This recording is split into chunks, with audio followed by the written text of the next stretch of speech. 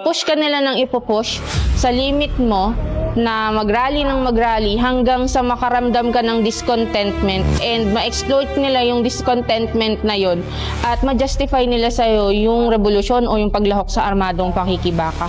So isa ako doon sa mga kabataan na na-inspire ko doon sa ganong klaseng framework nila ng recruitment.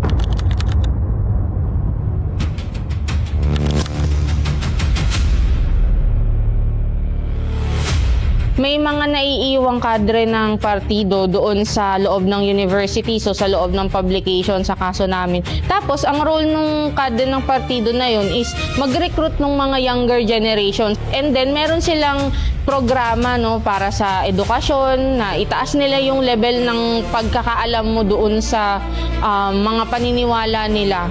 Tapos kapag tuloy-tuloy ka na nilang naiidihan o yung tuloy-tuloy ka nang lumalahok sa mga educational discussion, makikita mo kasi yung tinuturo nila versus yung nakikita mo sa lipunan. And itutulak ka na maniwala doon sa sinasabi nila na wala nang ibang solusyon kundi ang revolusyon. And mapofrustrate ka kasi bilang estudyante, bilang aktivista, hanggang dito na lang ba tayo sa pagrarally?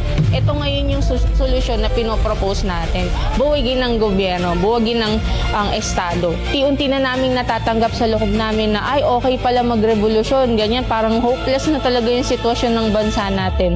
Doon na kami nai-inject ka na, alam mo ba na merong army unit yung Communist Party of the Philippines?